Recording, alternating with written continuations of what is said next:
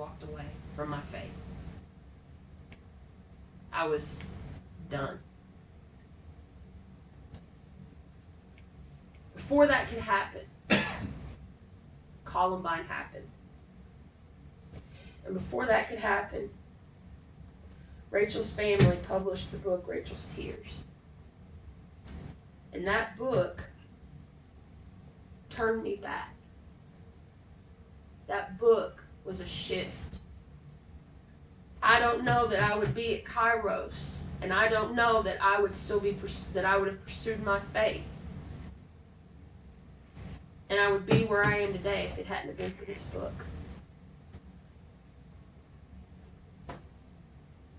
This book changed my life. This book has changed the lives of thousands of people, because after they found out, after her family found out about what was in these books, about what was in her journals, about the things she had done to help people in her community, kids her own age, they created a program called Rachel's Challenge, where they go into school and they teach kids how to be friends. It's basically anti-bullying. It's had amazing results all over the country. That's her dad. Her dad does that. Her brother does that too. Her brother Craig, the one that was in the library, has spoken to over 1 million school kids since Columbine happened to this day. I saw a thing on CNN about a year or so ago where he gave an interview, and they talked about, they said, where are you in terms of forgiveness, and where are you with all of this? He said, it was a long road. He said, but I've forgiven. He said, because that's what Rachel would have wanted me to do. He said, that's what I needed to do for me. I remember after that, a little bit after the book came out, Dateline did a series where they basically gave him a video, they gave him a camera, and he basically documented his life for a year. And he went through it. He had PTSD. He had really bad nightmares. There were times at night when he couldn't sleep. He would take a ladder, climb up on on the roof of his family's house and sit up there like he was watching guard. He would take knives from their kitchen and sit up there. He really went through it. His whole family went through it, but especially him. He could have turned and become the most bitter, the most angry, the most nasty person imaginable. And he didn't. God was able to go in and redeem his story. And I believe part of the reason why God was able to do that was because of Rachel. Rachel wrote a paper in one of her classes. The year after Rachel's Tears came out, this came out, Chain Reaction. It was a paper they found. They were for like a couple of years after her death, they were finding things all the time in her room as they went through her things. It's amazing what they found. She wrote a paper. I'm going to read that. It's not very long, but I'm going to read it. It's called My Ethics, My Codes of Life by Rachel Scott, period 5. Ethics vary with environment, circumstances, and culture. In my own life, ethics play a major role. Whether it was because of the way I was raised, the experiences I've had, or just my outlook on the world and the way things should be. My biggest aspects of ethics include being honest, compassionate, and looking for the best and beauty in everyone. I have been told repeatedly that I trust people too easily. But I find that when I put my faith and trust in people when others would not dare to, they almost never betray me.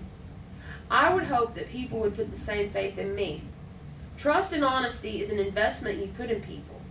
If you build trust in them and show yourself to be honest, they will do the same in you. I value honesty so much, and it is an expectation I have of myself. I will put honesty before the risk of humiliation, before selfishness, and before anything less worthy of the gospel truth. Even in being honest and trustworthy, I do not want to come off cold and heartless. Compassion and honesty go hand in hand. Enough of each is put into every situation. I admire those who trust and are trustworthy. Compassion is the greatest form of love that humans have to offer. According to Webster's dictionary, compassion means a feeling of sympathy for someone else's misfortune. My definition of compassion is forgiving, loving, helping, leading, and showing mercy for others. I have this theory that if one person can go out of their way to show compassion, then it will start a chain reaction of the same. People will never know how far a little kindness can go. It wasn't until recently that I learned that. The first and second and third impressions can be deceitful of what kind of person someone is. For example, just imagine you had met someone and you speak with them 3 times on brief, everyday conversations. They come off as a harsh, cruel, stubborn, and ignorant person. You reach your judgment based on these 3 encounters. Let me ask you something. Did you ever ask them what their goal in life is? What kind of past they come from? Did they experience love? Did they experience hurt?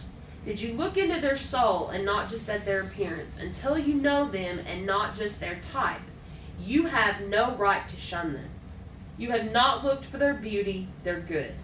You have not seen the light in their eyes. Look hard enough and you will always find a light. And you can even help it grow if you don't walk away from those 3 impressions first. I'm sure that my codes of life may be very different from yours, but how do you know that trust, compassion, and beauty will not make this world a better place to be in and this life a better one to live? My codes may seem like a fantasy that can never be reached, but test them for yourselves and see the kind of effect they have in the lives of people around you. You may just start a chain reaction. It's interesting she talks about that, about a chain reaction, because Eric Harris and Dylan Klebold kept videos for about 2 years before the shooting. And in one of them, Eric Harris, every other word out of that boy's mouth was vile and contemptible, but he would talk about, we need to start a blank reaction, chain reaction here. He wasn't talking about the same chain reaction she was. He was talking about a chain reaction of evil, of hate, of murder. I'm going to touch a little bit on this, but I just want to let you know, Columbine, by most, until Sandy Hook, was seen as the most deadly school shooting in American history. What most people don't know is that had Eric Harris and Dylan Klebold done what they originally planned to do, it would never have been a school shooting. It would have been one of the single worst acts of domestic terrorism on this soil. Because they had initially planned, and they had bombs, water heaters. They built bombs out of water heaters, propane tanks, other things, placed at strategic places around that school. And had those bombs gone off like they were supposed to, everybody in that school would have been dead. Not only that, they had bombs planted in their cars and in other places on the outer periphery of the school that were timed. That they knew the timing it would take for first responders to get to the red lights, and then from the red lights to get to the school. They had it timed perfectly, to where not only would students, teachers, and school administration have died, but police, firefighters, EMTs, anybody that would have gone to that school as a first responder would have been dead. It was a mirror. I think it was God. I think it was divinely planned that those bombs did not work, because they went to that school early to check their bombs, and the bombs didn't work. They had a whole arsenal of guns. They had machine guns. They had all kinds of guns. I'm not specific. There's a place where it talks about all the guns they had. I don't know. I don't want to worry about that. They had a lot. And they weren't legal. And that's when they started shooting, picking people off, going person to person. Only when they realized their bombs didn't work. They had pipe bombs, they had smoke bombs. They used those. Those did work. They used a few of those in the school. They used some in the cafeteria. I think they may have used some outside in the halls, but they mostly used the guns. Those boys were on one path, and she was on another.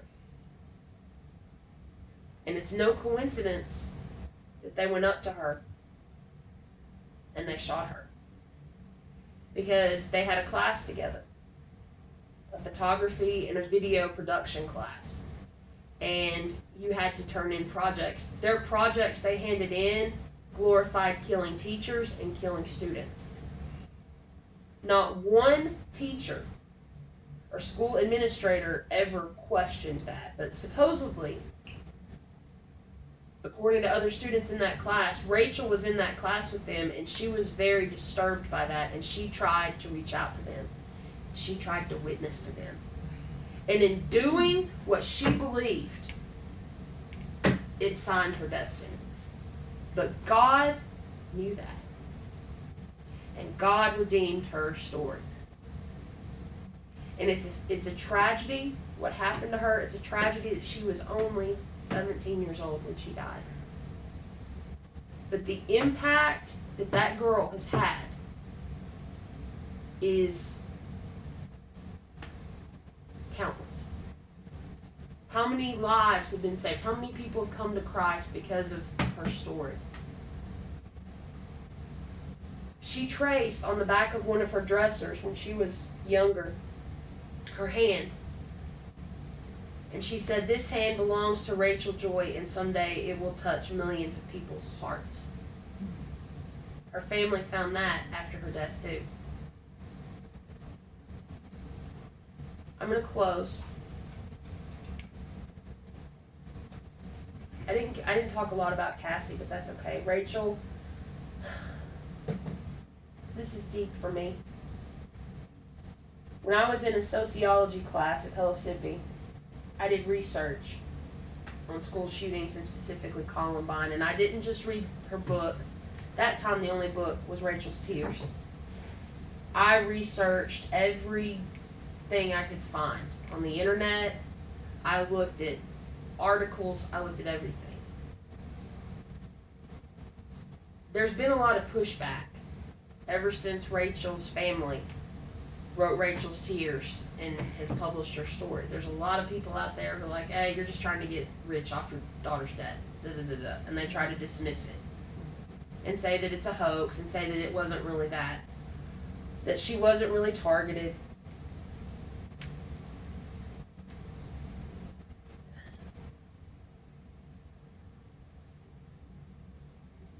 Who cares?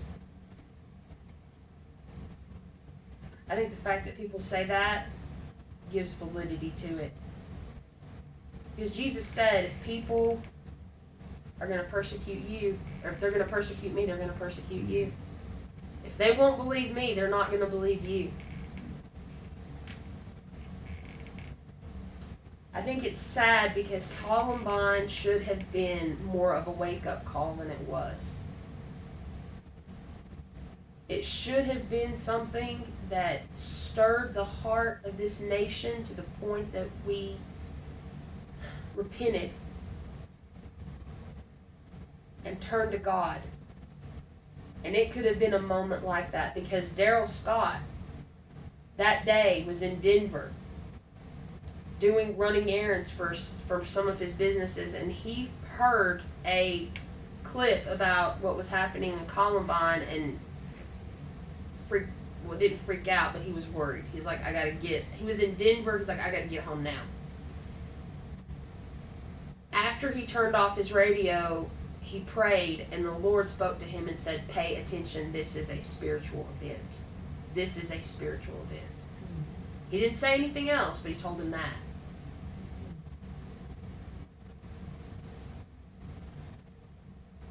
Somebody asked him years later, "Where was God when your daughter was murdered?" He said, "God was there, the same God who was there with my daughter,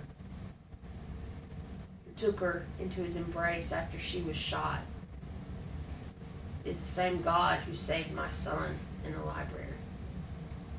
He could have had 2 children die in that massacre that day. Both of those kids could have just have easily been killed. I think it's a miracle that Craig made it out of that school alive. That is nothing short of God's providential hand on that boy's life. And even if Rachel, it's funny because even if Rachel wouldn't have been killed at Columbine, if she would have been spared, she could have been shot or killed at her after-school job because she worked at a Subway, and less than a year after Columbine, that place was robbed, and the kids that worked there, all of them they were wounded or killed. She could have been killed there too.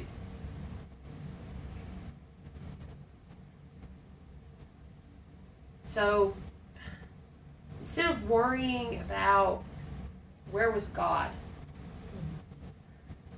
I look at the fact that God was with her. God gave her the courage. He gave her that knowledge that she was not going to live very long.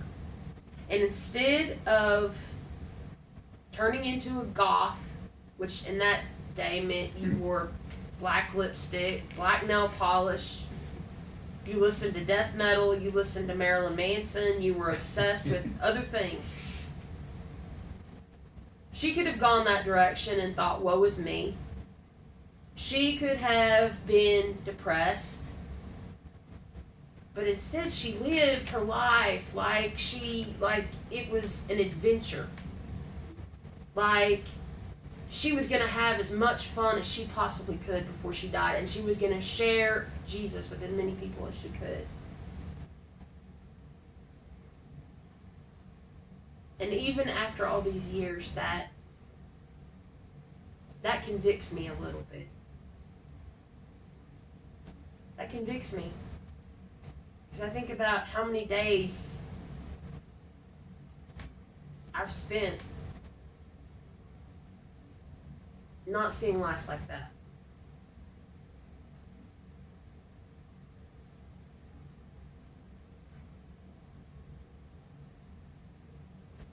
I've had people in my family who are significantly older than me at times be like, are you proud of your generation? What's your generation done? I am proud of my generation. To my generation, Rachel Joy Scott is part of my generation. Cassie Bernal is part of my generation. Craig Scott is my generation. Valen Schnurr is my generation. And I'm proud of that. I'm proud of that. I'm proud to be Generation X. I'm proud of that. I wear it like a badge of honor now. Because if things ever get in this country, and it looks like it could be moving that way, where we have to make a choice. Are you going to live for God and risk death? Or are you just going to sort of fly under the zone, just kind of do what you got to do to be middle of the road and just get by? I know what I'm going to do.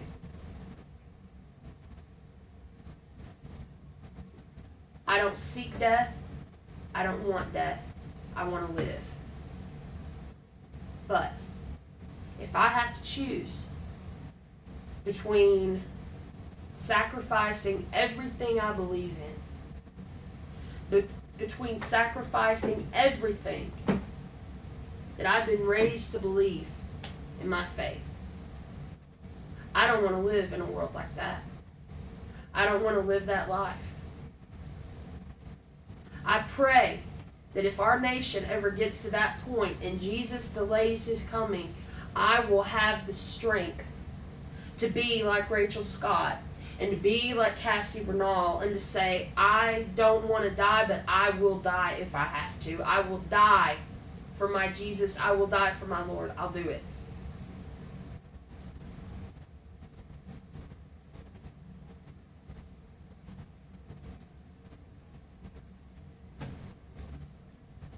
It's interesting that I'm talking about this with everything that's been going on in the world this week with Israel.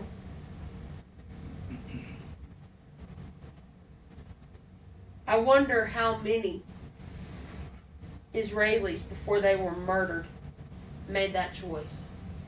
That family that fought to protect their 10-month-old twins, I think they made that same choice. We're going to die. We don't want to die, but we're willing to die. To protect our kids, to protect everything we hold dear. I think the church in America, we need to wake up and we need to realize that day is almost here. That day is getting closer and closer. We've got to make a choice. Are you going to live for Jesus or survive for the world? Are you going to die believing in your faith and protecting what values you claim you hold dear? Are you going to die for that? Or are you going to reject it so you can have a few years to get by here on earth?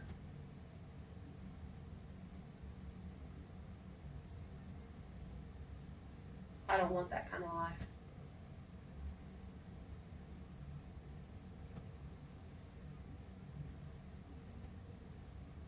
That's the kind of life I have to have. I don't want to live. Jesus, take me.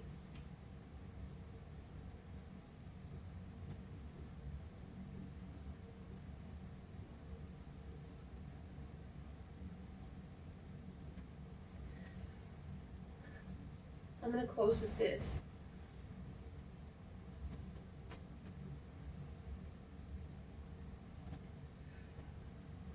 Someday, I hope, before Jesus comes back, I would really like to go to Littleton. And I would really like to visit Rachel's grave and pay my respects to her. Because I feel like I owe her so much.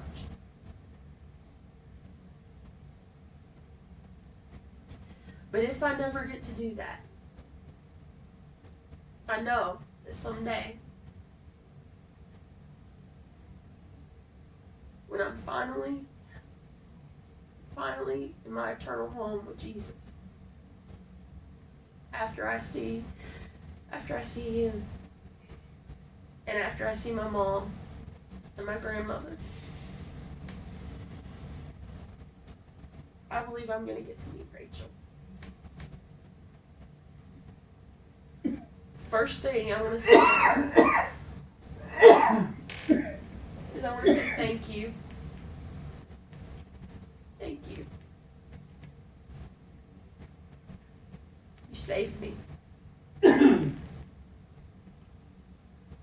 God used her story to keep me from possibly walking away from my faith and maybe even becoming an agnostic.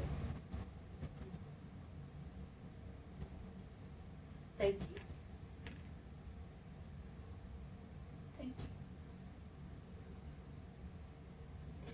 Because you didn't compromise.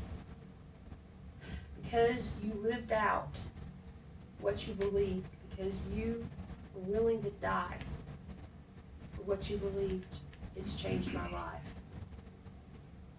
And I believe I'm going to be one of thousands that's going to be standing there when you tell her that.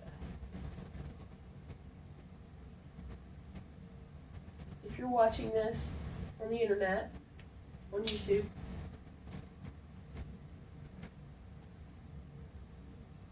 I hope if you're watching this, you have assurance that Jesus is your Savior. I pray that for you. And if you don't, I would encourage you to do a Google search. Go to Amazon.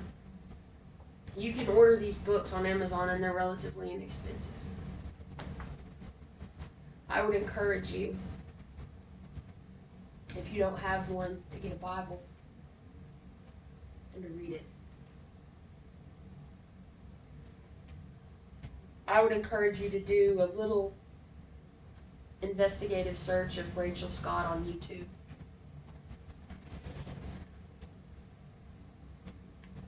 And if you can watch that, you can read these books and read your Bible. Read all of that. And afterwards, not believe in God. And I feel sorry for you.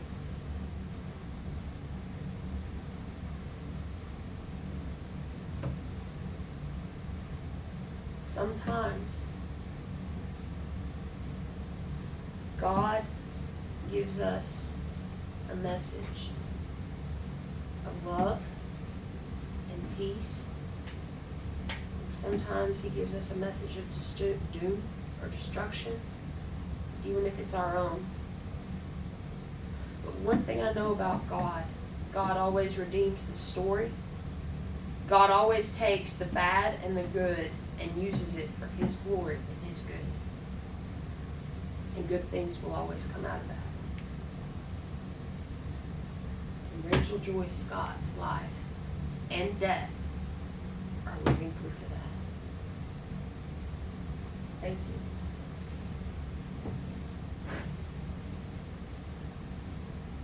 I'm very proud of you, Andrea. That was excellent. Excellent. You had us in tears at a couple of places. I'm in tears. I haven't thought about this. I haven't visited this in a long time. But when we were talking about the profiting you, at first I was going to do Dr. J. Vernon McGee, and he would have been a good subject. But the Lord just kept kind of nagging at my heart a little bit. What about Rachel? What about Rachel?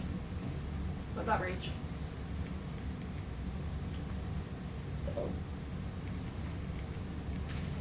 You know, it was so perfect for it to be today when things happen in Israel, really, and you tied that together. And I just wanted to take a minute because it's kind of my personality to feel protective of people. And we do have a terrorist threat in America that's going on in Israel, but we also do have a level of terrorist threat in America. And America's a huge place. I think terrorists, they could not take over our country. It's too big. Yeah. And they certainly couldn't down here with a shotgun hanging out every window. No. in Tennessee. Yeah. But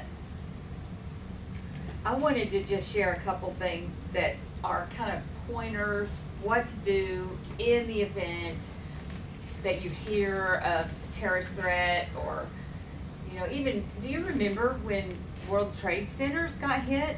I mean, that's hundreds of miles away from us. That was in But 93, the entire right? country, it was 2001. Well, but the first one was 93. Oh, yeah. Yeah. The entire country felt it. We all felt the threat. My mom, I grew up here in Oak Ridge, and they've been telling me since I was a little girl that Oak Ridge is listed as one of the top 10 potential terrorist sites Yep. because of the nuclear plants here. Right. We don't do a whole lot of the same work as we used to, but this area is actually a target for a couple different reasons.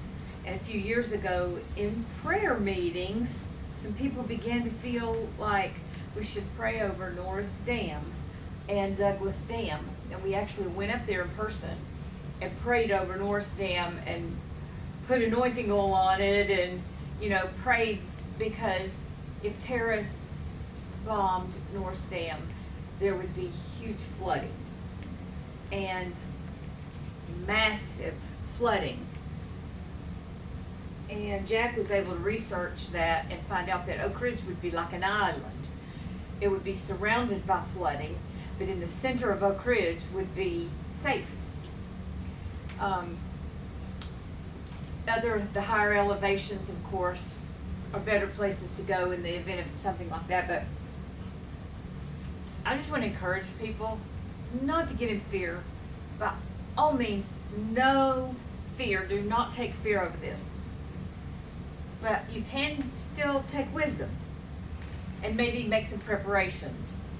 Lightly make preparations around your house for things that even could be as small as in 93 or 94, we had the power go out for days because of the blizzard of 94 or whatever we call it. So in the event you had no power for 3 or 4 days, a lot of people, Americans don't understand how to live like that. So just, have a extra supply of a few things, like keep rice and beans, or Jack can get into a whole lot more of that if he were. But what I want to read to you just briefly, a couple of comments from a document that's put out by FEMA. It's at FEMA.gov, FEMA.gov, and it's on terrorism, and it's a booklet. It's about 30-some pages.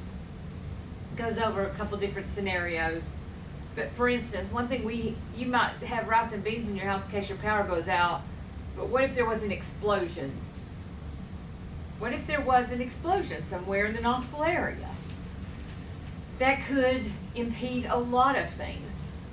Travel, electricity, the things you need, just the immediate threat of injury. So this FEMA document, for instance, it says if there's an explosion, get under a sturdy table or desk if things are falling around you. When they stop falling, leave quickly, watching for obviously weakened floors and stairways. As you exit from the building, be especially watchful of falling debris. Leave the building as quickly as possible. Do not stop to receive personal items or make phone calls. Do not use elevators. Do not stand in front of windows, glass, doors, or other potentially hazardous areas. Move away from sidewalks or streets to be used by emergency vehicles. If you're trapped, use a flashlight if you have one to signal your location to rescuers. Avoid unnecessary movement so you don't kick up dust. Cover your nose and mouth. Tap on a pipe as a signal. If possible, use a whistle or signal rescuers. To signal rescuers, shout out only as a last resort. Shout. Shouting can cause a person to inhale dangerous dust. Now I would have never thought of that. I would have probably been yelling for somebody to hear me. There's some advice in here about biological